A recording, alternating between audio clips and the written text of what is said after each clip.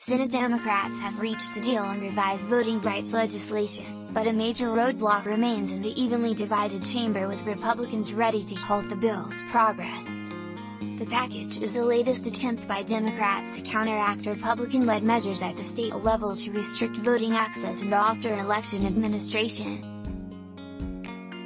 The new legislation, unveiled Tuesday morning by Minnesota Democratic Senator Amy Klobuchar and several co-sponsors, builds off the framework proposed by West Virginia Senator Joe Manchin, who had opposed an earlier, sweeping measure from his party. Along with Manchin, the new bill's co-sponsors are Democratic Senators Raphael Warnock of Georgia, Jon Tester of Montana, Tim Kaine of Virginia, Jeff Merkley of Oregon and Alex Padilla of California, along with Maine Independent Senator Angus King.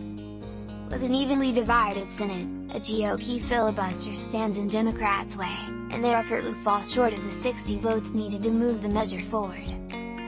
The new legislation, called the Freedom to Vote Act, includes many provisions from Democrats' Sweeping for the People Act, which ran into a Republican filibuster. The revised bill would make Election Day a public holiday, ensure every state offers same-day voter registration, set minimum federal standards on mail voting and ban partisan gerrymandering. Among its provisions, the entire Voting Rights Working Group, including Senators Manchin and Merkley, Democrats have expressed a new openness to voter ID requirements.